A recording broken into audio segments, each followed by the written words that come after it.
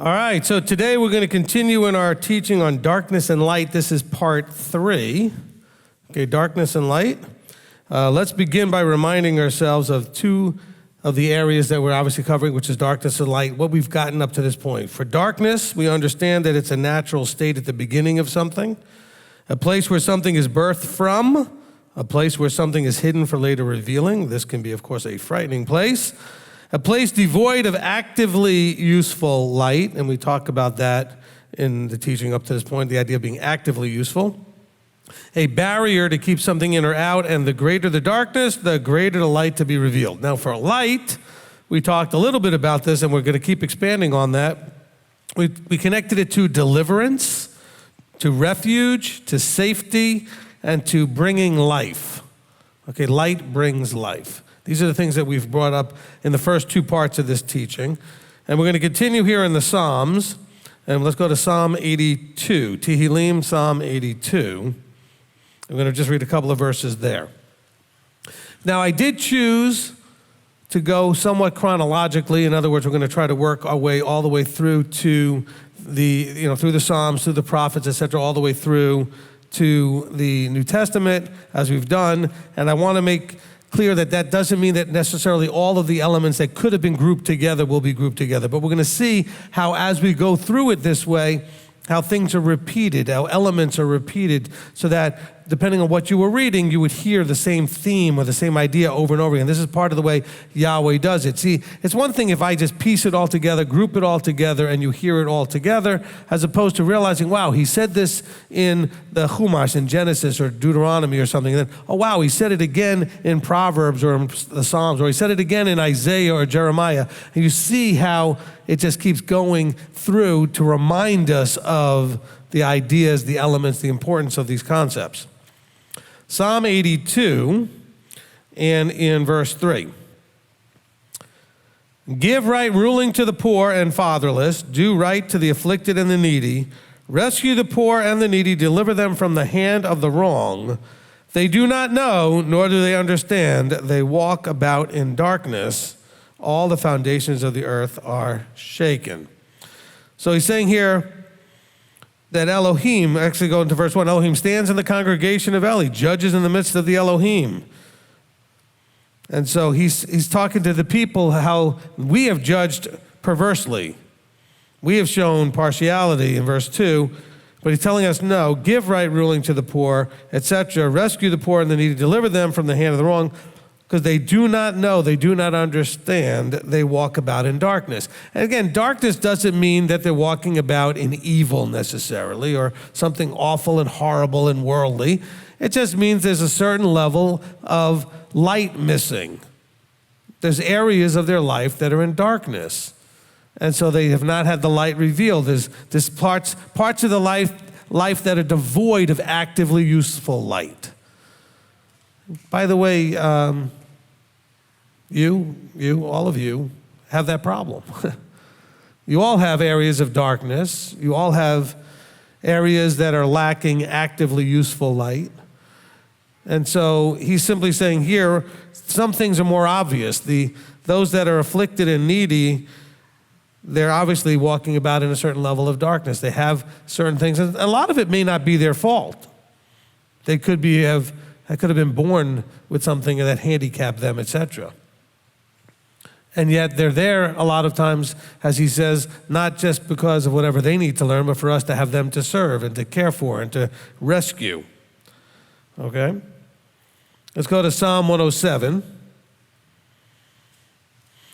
Actually, before we go there, the key part of verse 5 was, they do not know nor do they understand that they walk in darkness. Bear in mind that there are a lot of people we deal with that are walking in different varying levels of darkness. They don't know and don't understand. They may think that they are walking in light. They may think that they're walking in understanding. He said, but they don't know. They don't know that they don't know, is basically what he's saying here. And so that should cause us to be that much more patient with people and compassionate with people and tolerant and understanding that just like them, there's areas in our life that we don't know what we don't know. And that's really part of the problem of coming into some sort of a structure, vertical alignment, etc., is that the structure is there to help you to realize that there's things that you don't know that you don't know. But I'll tell you what, after the age of, 2, we like to think that we know. And we're really hard to teach because we think we're so smart. The older you get, it only gets worse because you think you know. And now you have experience to help back up what you think you know, etc. All of you that are here is because there was a point in your life where you had your bubble popped enough to show you that you don't know what you don't know. That what you thought you knew wasn't necessarily correct. And you had to humble yourself to receive that. Because just because he popped your bubble didn't need to necessarily mean that you would actually receive it. But he popped your bubble and woke you up to the idea that, guess what? Some of the things you thought you knew are not exactly correct. And some of it you received with joy, some of it you received with a lot of anger and frustration or whatever it was, but some of it you received, some of it you didn't receive and you're still struggling with. And then again, that's the need for the structure to help to work with you in those areas. Okay, Psalm 107. Tehillim 107. And we're going to go here in verse 1. Give thanks to Yahweh, for he is good, for his kindness is everlasting. Let the redeemed of Yahweh say so, whom he has redeemed from the hand of the adversary, and gathered out of the lands from east and from west, and from north and from south. They wandered in the wilderness, in a desert way. They found no city to dwell in. Hungry and thirsty, their being in them grew faint. Then they cried out to Yahweh in their distress. He delivered them out of their troubles. So let's start off with this. So he starts off with saying, give thanks to Yahweh, for he is good. And then he talks about this redemption. Let's remember that redemption, as he explains, started off from being wandering, hungry, thirsty, and crying out. So he's talking about the redeemed. He says, let the redeemed of Yahweh say so. Say that he is good. That means that when you go through your trials and you go through your wilderness, that you recognize that he is good. That it served a purpose that it ultimately was good. See, you only want to see him as good when you like what he's done or what he's allowed or what he's caused. It just says, give thanks to Yahweh, for he is good. Period. All right? His kindness is everlasting. But you don't always see it as kindness. But he let me suffer. Well, if the suffering led to your changing, making teshuvah, getting your head straight, getting your vertical alignment straight, getting your covenanting straight, well, then it was kindness. Is it kindness to allow the child to do whatever they do, or is it kindness to discipline the child so that the child can learn to do things correctly, safely, etc.? Which is actually kindness, okay? So now he says, let the redeemed, the ones that he redeemed, the ones from the north, the south, the east, and the west, etc., who are being gathered, the ones who wandered in a wilderness, the ones who had no city, the hungry and the thirsty. But you know what? We cried out in our distress. A lot of you remember, it wasn't just a moment of him just randomly poking your bubble.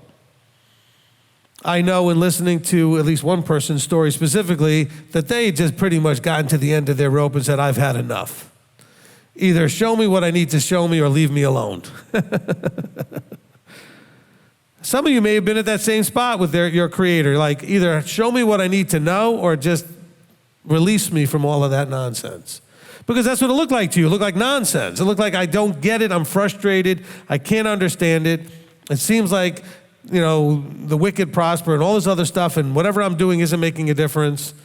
So either just let me go or show me. So you cried out. A lot of us remember the moments where we cried out. He says they cried out to their Elohim. They cried out to Yahweh in their distress, and he delivered them out of their troubles. You all have that experience. You all know those moments where you did these things. He said he guided them by the right way to go to a city to settle. Often the picture that he wants you to have, where right now we're looking at the picture of darkness and light, but often it has to do with a path or a way. And of course, you need the light to show you that way. You need a light so you can see the path. And he said, look, he said he guided them by the right path, the right way to go to a city to settle. Let them give thanks to Yahweh for his kindness and his wonders to the children of men. For he has satisfied a longing being and has filled the hungry being with goodness. And I know a lot of us know what it's like to be hungry and thirsty and not necessarily for food. We are hungering and thirsting for the truth. That's a phrase that's used a lot even in the people that you know that are not in the truth. But they want that, or they like to think that they are, but they're in that delusional place that Abba has allowed them to be. But often when I talk to mainstream Christians, they'll tell me, oh, we just look for the truth. Our church is all about the truth. All we care about is the truth, and nothing but the truth, so help me. But they can only see what they can see. They can't see more. They don't know what they don't know. It takes him to pop that bubble for them to be able to see it. We were all there. He says, verse 10, some sat in darkness and in the shadow of death, bound in affliction and irons. Some of the people that he's talking about here who were crying out in their distress were sitting in darkness. You don't have to raise your hand, but anybody know what that feels like? You were sitting in darkness before he showed you light. Some of you were in darkness that you were told was light. That was a lie. Praise Yah that he poked a hole in that bubble and showed you the lie. Because you thought you were in light when you still were in darkness. And remember, he says about the adversary, he says, whom has redeemed from the hand of the adversary. In verse 2, the adversary and his demons would appear as angels of light, as to lead you into that confusion of thinking you're in light when you're in darkness. Okay? Verse 10 again, he says, some sat in darkness and in the shadow of death, bound in affliction and irons, because, now listen, when he says because, he's telling you why. Why they sat in darkness? Some of them sat in darkness because they rebelled against the words of El and despised the counsel of the Most High. Now, this does not necessarily apply to you initially because you were not covenanted people who rebelled. This is the psalmist talking about Israelites, covenanted Israel that was scattered because of verse 11 and verse 12. Because verse 11, because they rebelled. Now, by the way, you can end up in the same place. Paul tries to make this point very clearly when he says that don't get all hung up on what you were born, whether you were born of the circumcision or of the uncircumcision. Those are his words. He says, because if you choose to act like the uncircumcision, your circumcision availed you nothing.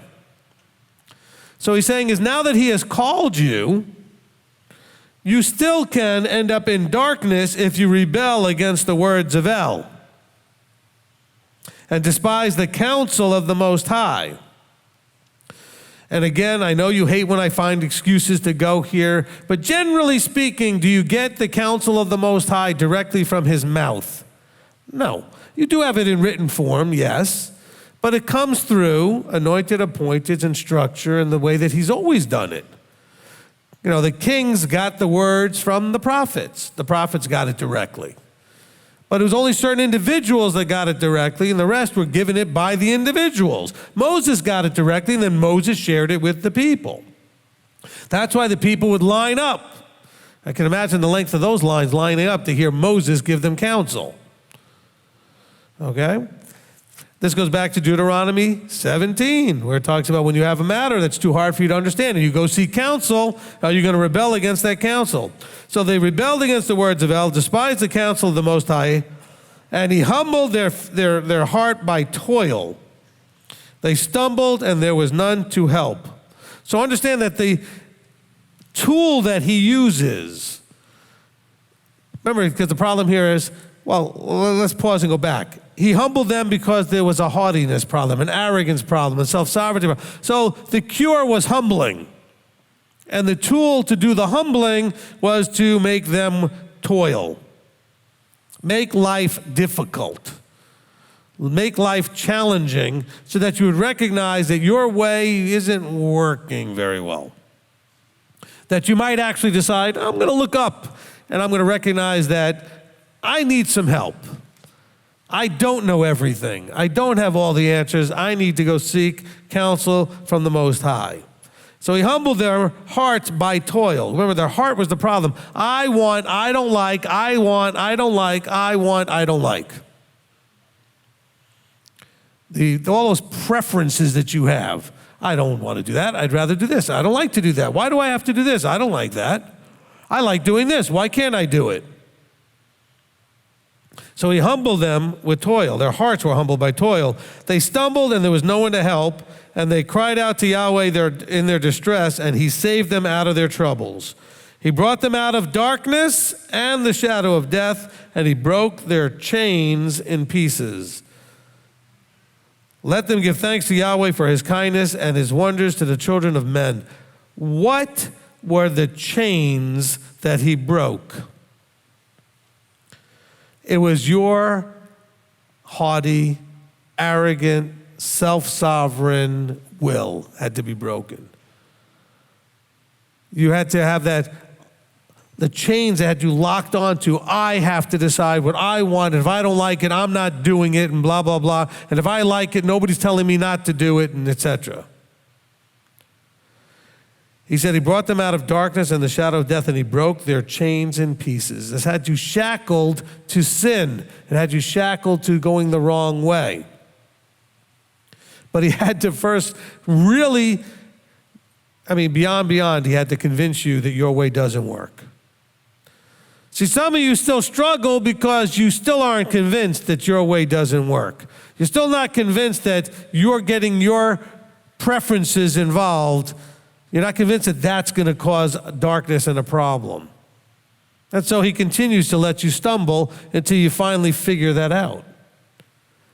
When are you going to let go and just follow him? And trust him. Remember, the whole thing is about trust and belief versus fear and doubt. So when are you going to just let go and trust him?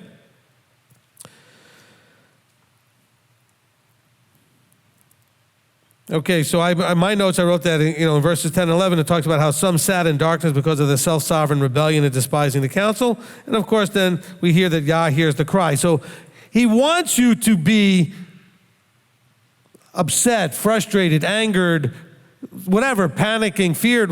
He wants you to cry out. Look to him. So that's normal, that's understandable. But are you going to cry out and trust him to fix it? And by fix it, I mean show you the way to fix it, show you the path to fixing it, show you the way out of the problem.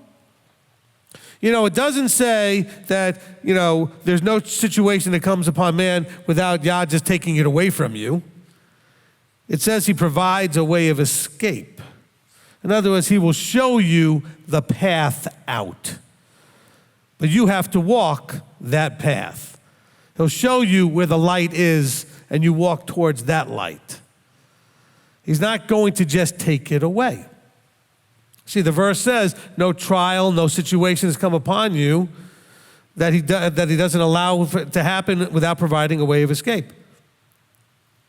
He doesn't say that he just, without providing that he'll just take it away whenever he just feels like it. He's not going to just wave his magic hand and wipe it out. Psalm 119, verse 105. This was mentioned in the afterburn last week. We should know this verse from the song, Thy Word. Okay, your word is a lamp to my feet and a light to my path. So now, if you take what we've been reading up to this point today even, when it talks about him providing them with a way and a path, it says that the word is the light that lights the path. So the word, as we should understand it, is what? It's the Torah. It's Yeshua. It's life, it's the light, it's the way. The Word was with Elohim at the beginning, and the Word was Elohim. The Word put on flesh, John 1:14. It says the Word is the lamp that lights our path.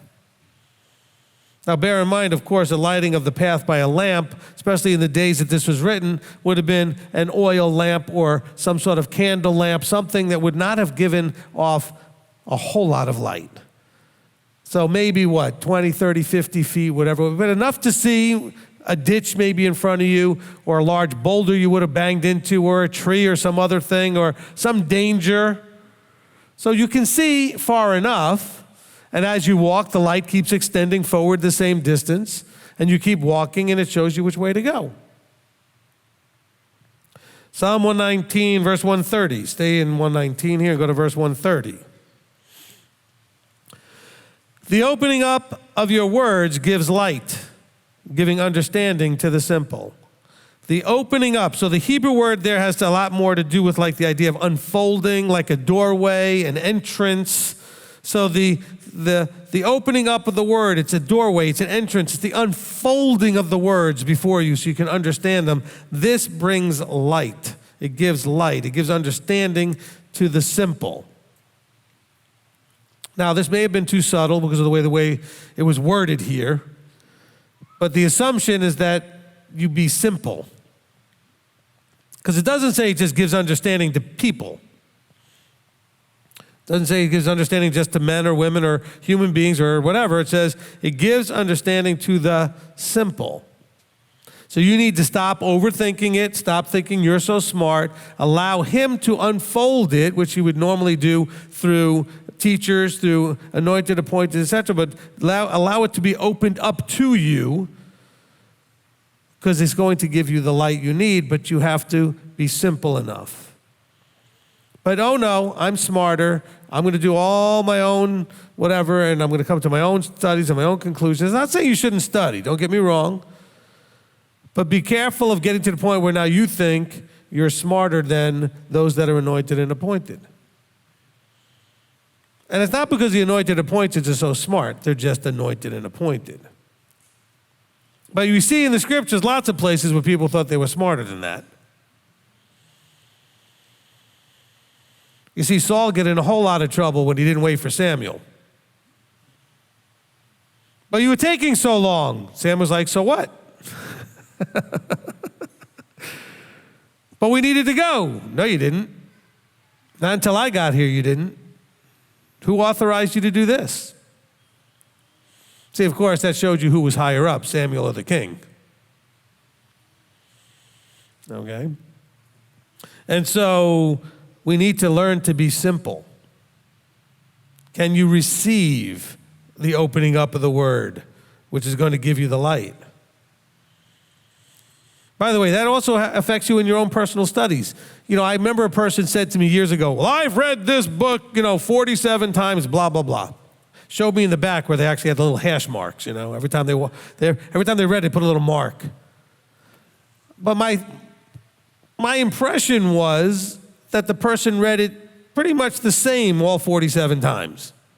In other words, was not open each time to new revelation, a new understanding, or realizing that, oh, wow, I just realized I had this wrong.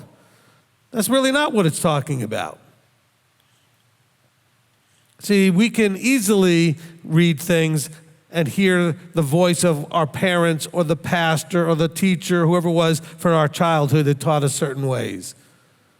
And it's hard to unlearn that or let that go. No, we have to become simple. Psalm 119 tells us we need to become simple because the word is giving understanding to the simple. It's bringing light to the simple. Let's go to Proverbs chapter 2. Proverbs chapter 2. I'm going to read a big chunk here. Actually, we'll read the whole chapter. My son, if you accept my words. Actually, we could just stop there and talk about that for a long time. My son, if you would just accept my words. I mean, I think that's probably the biggest sentence for the whole, from Genesis to Revelation. If you would just accept his words. See, it's not about reading them and knowing them and being aware of them and quoting them back, but do you accept them? My son, if you accept my words and treasure up my commands with you, so not just accepting them, but value them, so that you make your ear attend to wisdom, incline your heart to understanding. So he's saying you have to, this is hard now. How do you get to a place, not just a son to a father, but anybody to anybody, where you can actually accept, treasure up, and trust that you're getting wisdom and understanding? How do you get to a place where you trust another human being that much? That's really the scary challenge, isn't it? They had that problem with Moses. They had that problem with Yeshua, because Yeshua was here in a flesh suit. How do you trust anybody? He says, if you accept my words and treasure up my commands, he says, so that you make your ear attend to wisdom. He's saying, because then he's saying you have to know that it is wisdom and understanding. That's why you would attend to it and you would incline your heart to it, because you must believe in the marrow of your bone that what's going on is wisdom and understanding. It's going to give you the wisdom and understanding that you need. He says, if you cry out for discernment, lift up your voice for understanding. If you seek her as silver, he's saying, you cry out, you want discernment, and you lift up your voice for understanding. If you seek her as silver and search for his hidden treasures, then you would understand the fear of Yahweh and find the knowledge of Elohim.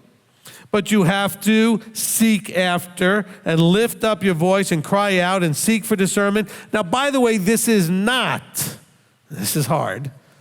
This is not easy to do when you already have in mind the answer you're looking for.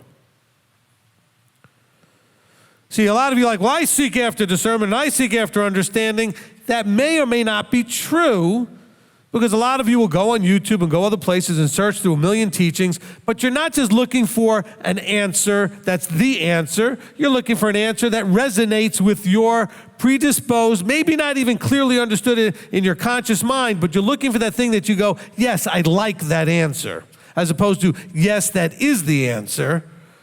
There's still that little piece of you that may be looking for, yes, I like that answer. That's the answer I'm looking for. That's the one I wanted, as opposed to that's the one that is.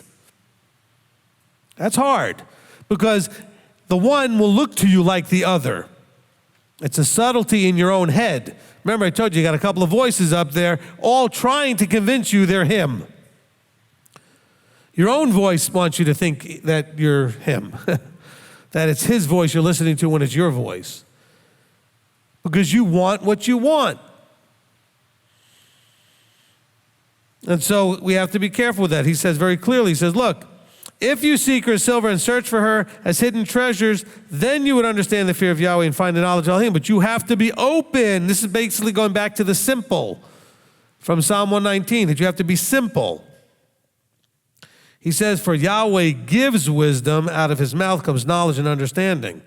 So now you have to be going to where you can receive from him, and that you're clearly not just receiving from you, from your own preferences.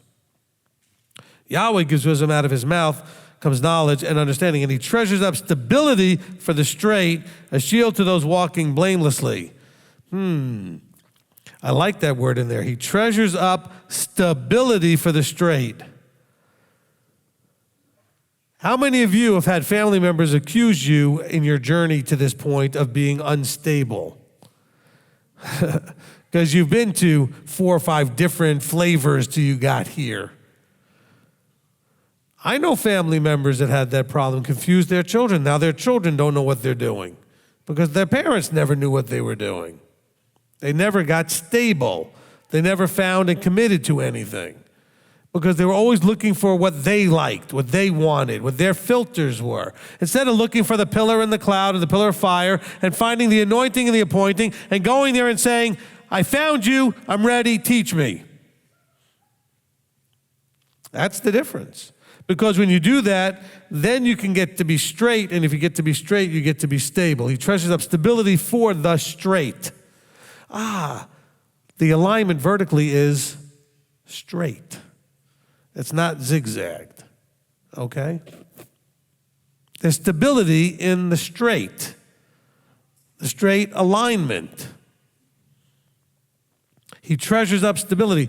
I'll tell you what, I have watched that unstable situation in lots of people's lives. It is destructive. It ruins relationships.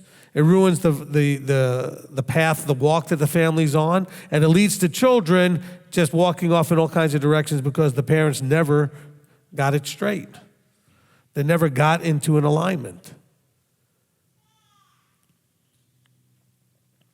He says he treasures up stability for the straight, a shield to those walking blamelessly. Understand, part of walking blamelessly takes you back to Deuteronomy 17 also. If you get vertically straight and you go to that authority for counsel and you follow that counsel and the counsel turns out to be wrong, you're still blameless. But if you went to that counsel and didn't do the counsel, whether the counsel was right or wrong, you're not blameless anymore. Oh, but I just thought I knew better. Remember, your biggest job is to find, you have to do this, with the Ruach leading you, find anointing and appointing. Find the structure you're supposed to be in. Remember, the body's been suffering for over 2,000 years or more, structureless. The structure is the problem. I know this. How do I know this? Because I've gone and looked at the body for years. I've interviewed the body. I talked about this after my trip through Canada several years back, where every place I went, I said to everybody, what's wrong with the body? And everybody had all kinds of things. Well, they're this and they're that, and they're this and they're that, and they're this and they're that. And I said, that's true. All of what you said is true, but here's the problem. What is causing or allowing that to happen? Answer was only one answer: a lack of structure to make it stop. Because people want it to stop, but there needs to be a structure to make it stop. And without structure to make it stop, it doesn't stop. And so here you have this problem, and he's addressing it here, saying, look, you have to understand that he's treasuring up stability for the straight, a shield to those who are walking blamelessly. That doesn't mean he's only a shield when you do everything perfectly. But you know what? You don't have any blame if you teshuvah. You don't have any blame if you repent. You don't have any blame. You now have removed the blame. Oh, you were at fault until you did that, but then you owned it. That's repentance. Then you got back on the path. That's teshuvah. And now you're no longer blamed. Now you're blameless. That's part of the repentance forgiveness process that Abba gives us. The thing that's going to get you in the most trouble, though, is the doing it your own way. All right. Let's see. Okay, so he does these things to watch over the paths of right ruling and the way of his kind ones he guards. Okay, so he treasures up stability for the straight. He's a shield for those walking blamelessly, to watch over the paths of right ruling. Okay, so those who are walking blamelessly, who are watching over the paths of right ruling and the way of his kind ones he guards. Then you would understand righteousness and right ruling and straightness and every good path. If you would do these things. First of all, he wants you to treasure them up. You have to value it. And if you can value it and seek after that which is actually valued, he says, then you would walk it, you'd watch over it, and then you would understand actually what righteousness is. Then you would understand right ruling, straightness, and every good path. For wisdom would enter your heart, and knowledge be pleasant to your being. By the way, knowledge being a relational thing. Discretion would guard you, understanding would watch over you, to deliver you from the evil way, from the man who speaks perversities, those who leave the paths of straightness to walk in the ways of darkness. So now he's giving us the contrast.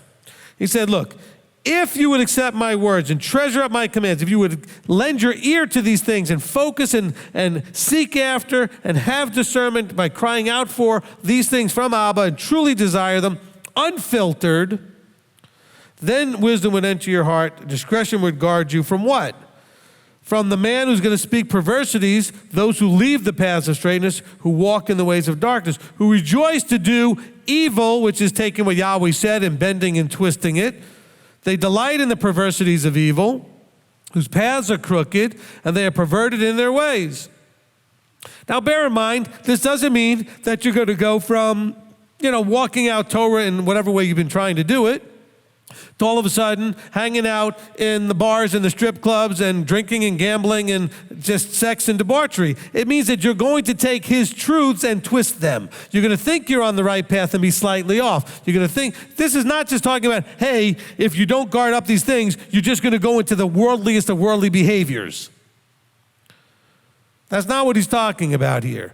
He's saying you're going to think that you're in the right place when you're not. Because he's talking about perverse and twisting and evil, which is taking something Yahweh intended and bending and twisting it into what it's not intended for, what it's not supposed to be. These paths are, he says, crooked. Okay, so let's go back to the vertical alignment is straight. They're going off in a crooked way. Stay on the path. If you go off the path and you come back on the path, you go off the path, you're creating all this zigzagging. This is a crooked path. Well, I'm on the path today. I'll be off it tomorrow. I'll get back on it again next week. Get on the path, stay on the path, and go forward and stay straight. He said their paths are crooked. They perverted their ways. All of this is to deliver you from the, he said, look, if you would have discretion and guard and all these things, this would deliver you from the strange woman, from the foreigner who flatters you with her words. Now, what's the flattery of the words? Hey, go this way. It will give you what you want. You'll enjoy it more. You'll be happier. It's what you want. We're going to give you what you want. Who forsakes the companion of her youth and has forgotten the covenant of her Elohim. So this is the person, remember, they're talking about the strange woman here, who was a part of the deal. In other words, should know better. But now they're a little bit off here or a little bit off there. And they want to pull you in a path that leads to death, but you think it leads to life. Because now they're doing it their way. Remember, this is to deliver you from the strange woman, from the foreigner who flatters with her words, who forsakes the companion of her youth and has forgotten the covenant of her Elohim. So she had a covenant. Hopefully we all see that. For her house is sunk down to death and her paths to the dead. None going in to her does return, nor do they reach the paths of life. Oh. They're still seeking a path to life, but if you go her way, it does not reach that end goal, the end result. The paths there do not end up reaching the paths of life. So walk in the way of goodness and guard the paths of righteousness, for the straight shall dwell in the earth, and the perfect be left in it, but the wrong shall be cut off from the earth, and the treacherous ones plucked out of it, which somebody needs to help Tim LaHaye know that this verse is in the Bible, because in his book Left Behind, apparently he has it backwards. Because here it says, the straight shall dwell in the earth, and the wrong shall be cut off and plucked out. Because it all takes place ultimately here. Okay? Whatever is there that you want is coming here. Read Revelation 21. That stuff is coming here. There's a new heaven and a new earth, and the new Jerusalem is coming down here to the new earth. Hopefully we're paying attention. He says, walk in the ways of goodness and guard the paths of righteousness, for the straight shall dwell in the earth and be left, and the perfect be left in it. By perfect, again, we're talking about tamim. We're talking about integrity. Those who are filled with integrity. You're going to be tempted by those who want you to walk in darkness, who are also walking in darkness. And in that darkness, this is talking about what type of darkness? Are we talking about the greater darkness that leads to light? No. Are we talking about the natural state of beginning? No. We're talking about a place devoid of actively useful light. All this, what looks like light in there, but it's not actively useful. because what little you have is being perverted and messed up and darkened by the stuff that you've gone off to the left or the right with. And this comes from the arrogance and the haughtiness and the self-sovereignty that has us not willing to listen directly to him, but we want to have it our way. But I don't like that. I don't want to do that. Why can't I do this? Why can't I do it this way? Well, he knows my heart. I haven't had anybody say that to me in a while, but boy, it used to be a frequent thing when I first started many years ago. And usually it was their way of saying, I'm going to do something I know is wrong, but he knows my heart is to do something right, but I'm only doing it wrong because I really don't have any choice, or blah, blah, blah, whatever spin was. And so somehow the he knows my heart means he knows I love him, but I'm not going to obey. And usually it was a justification to not keep Sabbath or feast or something. Well, he knows my heart. Yeah, he does. He knows your heart is lying to you. See, when you use the phrase, he knows my heart, you ought to be real afraid of that, because he does. He knows your heart. And your heart at that point is spinning this thing into dizziness because you want to do what you want to do. And so you're trying to justify it.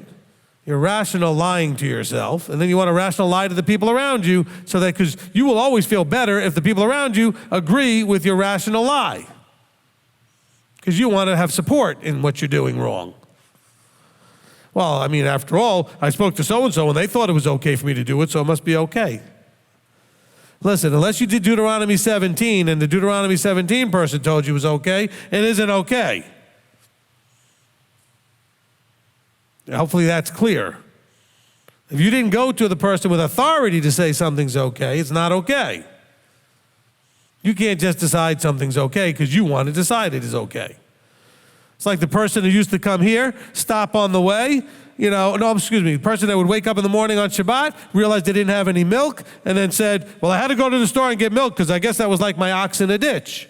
Why? Nobody was going to die if you didn't buy the milk. If you don't get that ox out of the ditch, it was likely to die. You don't get to bend Scripture to your convenience. So waking up and realizing you forgot to buy milk simply means that you don't get to have milk. Then you pay that price, and then you know what you get out of that? You remember better next time because you learn a lesson. So we get to Friday next week, you're going to be thinking, what do I need to make sure we have tomorrow so I don't wake up and miss something? You learn to be more Chag-centric, more Shabbat-centric. In other words, you center your lives around these things so they don't sneak up on you. So you don't get to like Passover and realize you didn't buy any matzah. Now what am I going to do? Or you didn't get all the leaven out of your house, or whatever it was. You got to organize yourself around these things. They shouldn't surprise you. Well, let's not be spinning things. Let's try not to bend the word. Otherwise, then what we're doing is perverting, and talks about that quite a bit here. Those who delight in the perversities of evil. They're perverted in their ways. The paths are crooked. Instead of going straight, they want to take a little side tour over here off the path, and a little side tour over there off the path. The road into the kingdom is a straight road. There are no detours. Don't be detouring. Go to chapter 4. Stay in Proverbs here. Chapter 4 and verse 10. Hear, my son, and accept my words. Oh man, he's doing it again. And let the years of your life be many. I have taught you in the way of wisdom. I have led you in straight paths. When you walk, your steps shall not be hindered, and if you run, you shall not stumble. Now, he's predicating this on the son accepting his words. He says, son, I want you to live a long and happy life. Let your years be many. I've taught you the ways of wisdom. I've led you. See, this is for all your parents. You need to show your children what it looks like. You need to lead them in the straight paths. You need to lead in the straight paths. He says, so when you walk, if you would do it the way I showed you, if you would accept my words, Your steps shall not be hindered, and if you run, you'll not stumble. Hold fast to discipline. Oh, do we hate that word? We don't want to be disciplined. We want to be free to do whatever we want to do whenever we want. We don't want any discipline. It's like the person say, I love when the people say to me, well, in the New Testament now, we don't have to keep Saturday. I can worship any day. And I always encourage all of you to do the same thing I always do. I say, great, what day do you do it then? Because the person telling me this is never doing any day. Well, I can worship any day. Okay, if that's true, when do you do it? I'm not saying I agree with them, but I want to prove to them that they're just blowing smoke at me. They're lying. Well, what day do you do it? None. These aren't even Sunday keeping. They're just nothing. Well, I'm free. I can worship him any day. But you don't. And that's why he gives us a day to do it. Because we won't if he didn't make us do it. That's true. If he didn't make you do it, you wouldn't do it. If you were free to pick a day and use that day as the day to worship him for that whole day and discipline yourself to do it, you wouldn't do it. You wouldn't do it. You'd do it a little here or there, but would you consistently pick a day and keep that day and make it? You wouldn't do it. The only reason you do Shabbat is because he makes you do it. And then you came to realize that it's a blessing and that you love it. But he chose it. He ordered it. He commanded it. Because he knew that even though you need it and it blesses you and all that other stuff, he knew that you wouldn't do it if it was up to you. You just wouldn't choose. People lie. Okay, still here in Proverbs 4. So he says, hold fast to discipline, do not let go. Watch over her, for she is your life. It takes discipline to show up on Shabbat, to plan for feast, to do your tithing, to give an honest day's work for an honest day's pay, to not steal, to not commit adultery, to watch and guard off after your eyes and your heart and your thoughts. This takes discipline. All these things that you do, tithing, etc., discipline in your finances, discipline in your relationships, discipline in whether it's husband and wife or parenting with your children. Discipline is a big, big deal. He says, look, she is your life. Watch over her. You know what a mess it was when you were a kid. You watch children today, what a mess they are. Without discipline, they basically run into the walls. I mean, they're just all over the map, and next thing you know, bad things generally happen. Yes or no? Somebody's going to get hurt the more undisciplined the situation is. You as a parent have 3 or 4 children running around, and the more the discipline starts to break down, the more you know somebody's going to be crying soon. Absolutely every time. You put it late at night, give them some sugar, guaranteed formula. Because they're tired and they're sugared, there's no discipline. This thing is going to end up with crying. But that's the way we are as adults too. If we have no discipline, it's going to end up with sadness, and you're going to be lamenting, whether you're crying or not, but you'll be lamenting the situation. You're going to suffer. He says, watch over her, for she is your life. Do not enter the path of the wrong. Do not walk in the way of the evildoers. Avoid it. He says, do not pass by it. Turn away from it and pass on. See, this is, by the way, discernment, not judging. It's judgment. You see a situation, you believe it to be a situation where some wrong things are happening. You don't judge the people, you don't judge the people doing. You just use judgment to say, I shouldn't be doing. And you then walk on. You avoid that space. Don't think negatively of the people doing. You don't know why they're doing or where they are in their walk or what Father's doing with them. Or maybe they're headed to the bottom so they can have a very wonderful looking rise back up when they finally hit the bottom and are ready to receive. You don't know that this is part of that journey or not. All you should know is that you don't need to be a part of it at that moment. So their journey doesn't need to be a part of your journey. Discernment and judgment, not judging. You don't look at them and go, oh, look at them, those awful sinners. No. You look at them and say, oh, look at that stuff they're doing. I probably shouldn't be doing that. I don't know why they're doing it. I don't know what part of their path or journey it is. I shouldn't be doing that. I'm going to walk this other way. Let's be careful with that. This is the time of year where a lot of you think it's funny to mock the Christmas keepers. Stop doing that. They were you. But pass by it. Don't participate in it.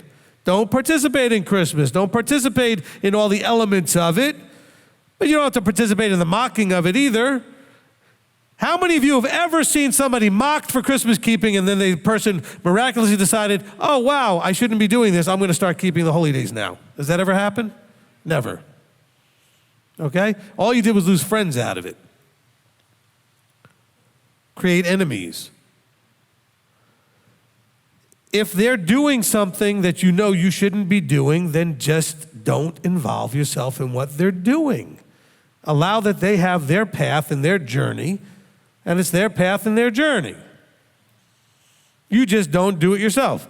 He says, don't, and by the way, when he says avoid it, do not pass by it, in other words, if you see it over there and you can go this way to avoid it, don't kind of walk close enough by it so you can really kind of get in there and look at it and whatever. He says, just you already saw enough of it to know you don't want to be involved.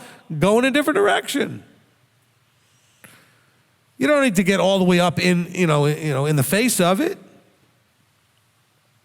where you might be tempted to be part of it or tempted to say something you shouldn't say. Either way, you'll either attack it or you'll be a part of it. Better, you should just avoid it. He says, turn away from it, pass on, for they do not sleep unless they have done evil, and their sleep is taken away unless they make someone fall. Now, by the way, this is not necessarily just saying that there's an evil inclination intent here.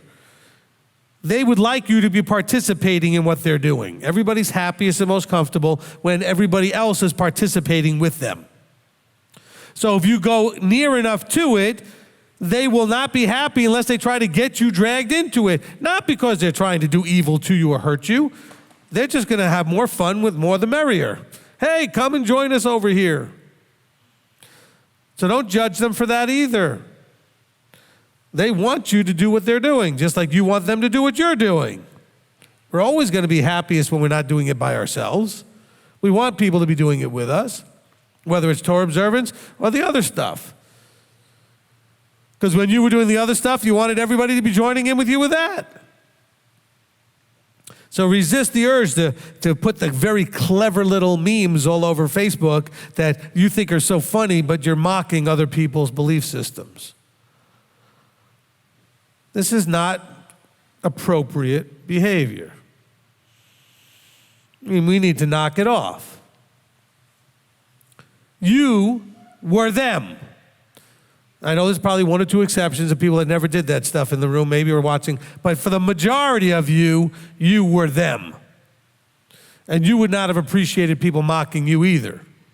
You took it seriously. It was part of what you did. It was part of your belief system. And so we should not mock others in their walk. That's Abba's problem, not yours. He'll poke their bubble when he's ready and at his timing. He'll wake them up. They're not subject to your choosing. It's up to his choosing. Let's see. Verse 17, for they have eaten the bread of the wrongdoing, and they drink of the wine of violence, but the path of righteousness is like the light of dawn. In other words, if you go down that path and you get lured into whatever's going on there, that's darkness. There's no actively useful light over there. But he's contrasting the path of the righteous as like the light of the dawn that shines ever brighter unto the perfect day. And I like that he's giving you the analogy of the dawn. In other words, the light just first starts to shine. And it's not quite bright yet out, but you can start to see. And as you seek more righteousness, it gets brighter until it fills up and gives you an understanding of the perfect day. The way of the wrong is like darkness. So he's giving you the contrast, light and dark. They do not know at what they stumble. Again, they don't know what they don't know. They're stumbling and they don't know they're stumbling. And if that's true, if you can accept that, and he started off with, my son, accept my words, then why can't you be more patient and tolerant of them doing whatever they're doing? They don't know what they don't know. Okay, let's be totally fair here. When you were doing Christmas, Easter, and all that stuff, were you a complete moron, or did you just not know what you didn't know? Pick one. Whichever one you pick for you, pick for everybody else. Okay? Now, looking back, you might say, well, I was a complete moron. That's fine. Wait, hold on. But shouldn't we then have compassion on complete morons? As handicapped? I'm serious. Those who are less functional, should we not have compassion? If that really is the case? But no, you weren't complete morons. You just didn't know what you didn't know. You were doing what everybody else was doing around you, what you always knew. You didn't know what you didn't know, because most of you were very quick that when you found out, you made the change. Yes or no? As soon as you knew, you changed. But that knowing came from above and a poking of your bubble. It didn't come from somebody mocking what you were doing. Okay? He says they don't know what they don't know. And so remember that with everybody you're dealing with, that either they are legitimately handicapped, which is likely zero. Okay, they're probably just as smart as you were back then and everything else. They're just ignorant to the realities. They're living with they don't know what they don't know. Okay, ignorance of something or not knowing something doesn't make them morons and stupid. They just don't know something. And guess what? All of you are still walking in you still don't know everything. You're learning every day. So let's not get all haughty and cocky and arrogant thinking, no, we've arrived. That's the most dangerous place to end up. Okay, the way of the wrong, though, is like darkness. They do not know at what they stumble. My son, listen to my words. Incline your ear to my sayings. Let them not depart from your eyes. Guard them in the midst of your heart. How far did I want to go with this? Okay, to the end of the chapter. He says, for they are life to those who find them and healing to all their flesh. Watch over your heart with all diligence, for out of it are the sources of life. Are you going to source your life out of Torah, Yahweh, Yeshua, etc.? You're going to source your life out of the world. Turn away from you a crooked mouth and put perverse lips far from you. Let your eyes look forward and your eyelids look straight before you. Consider the path of your feet, and all your ways are established. Do not turn to the right or the left. Turn your foot away from evil. He's saying, look, I've shared with you what you need to know. Problem is, you have to accept my words, he says. You have to accept them. If you can accept them, and then you can walk in them. But you got to trust. See, we don't trust anybody. Not really. Only up to a point. And I was going to say with good reason, I would say that we have what looks like good reasons. In other words, we've had bad experiences where people breach trust. That doesn't mean you should never trust. It doesn't mean that there will be never anybody worthy of trust. But there's good reasons why you have lost the ability to trust. At least to you, they're good reasons. But if you can't get to the place of trust, you'll never be able to progress. Progression forward comes out of a relationship of trust. You must trust your Creator. You must trust your Messiah. You're going to have to trust an anointed, appointed at some point. If you get married, you got to trust your spouse. Children got to trust parents. Parents have to be trustworthy. See, part of the problem is being trustworthy. You're all mad that nobody's trustworthy, but are you trustworthy? Worry about that old plank twig thing again? What a great thing that was said in the Brit Hadashah. By the way, those are the kinds of things that when you read them, and they're only in the New Testament, not the Old, it tells you and proves to you that for all those that are journeying into the Old Testament only and getting rid of the New Testament and the Messiah, turning into Judaism, there are so many things that you can look at in the New Testament that are not said anywhere else that are so true and so impactful and so powerful that help establish its relevance and importance and veracity. And the twig and the plank, There's one of them right there. We run into that all day long. All the time we're running into that problem. And so he says, look, if you can get that whole deal worked out where you could trust me and accept my words, long life you will have. Your years shall be many. He said, I've taught you what to do. I've led you. I've shown you what to do. I've also shown you when you mess up what to do, because that's part of it, because everybody messes up, but you got to show them what it looks like. What do you do? How do you handle it? He says, part of it is learning to avoid the temptations of the wrong ways. Don't turn left. Don't turn right. Consider the path of your feet. Really have a cognizance, have an awareness of where you're going.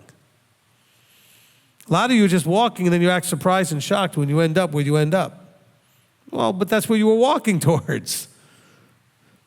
You know, if you're walking towards something and then you finally end up where you're walking towards, you shouldn't be surprised you ended up there.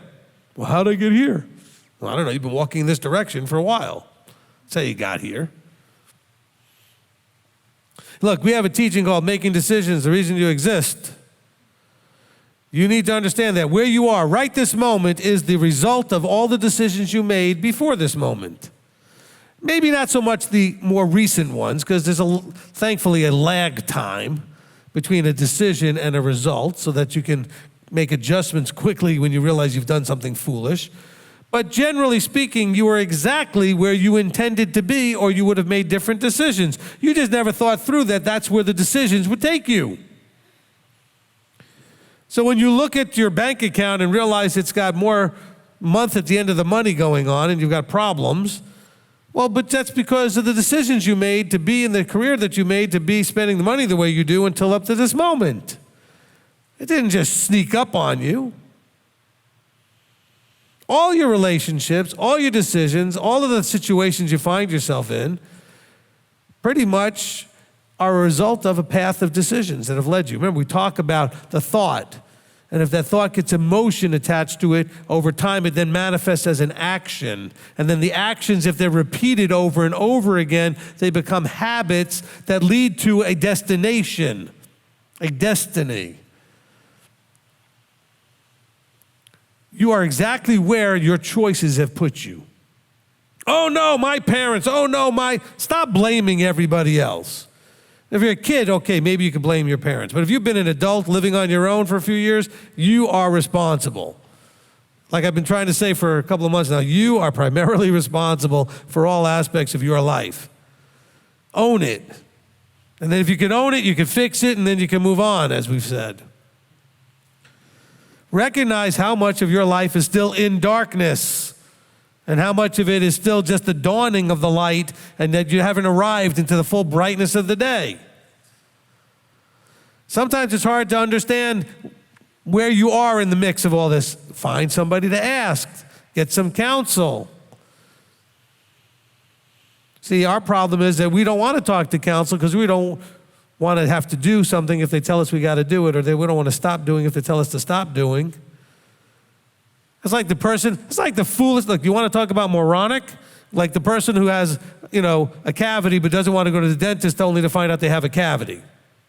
Or they've got something wrong in their health and they don't want to go to the doctor because they're going to find out, but it's still there. Why don't you want to find out what it is? Well, because then they're going to make me do this or this. Well, maybe they will or maybe they won't. That's your choice. They'll make recommendations, but you have what you have. Going doesn't change that, and not going doesn't change that. If you got a tooth that's dying and are going to need a root canal, guess what? You got a tooth that's dying and is going to need a root canal, whether you go or not. Now, if you don't go, the tooth's going to just die, rot, and cause a different problem. Same thing with every other health thing that you have. Well, spiritually, it's the same problem. If you got a problem in your walk, a problem in your character, a problem in your, in your changing. Well, let me stop that again. If you have a problem in matching you up with him, where you're not matching up well enough, you ought to go get help with that from someone who deals with that stuff.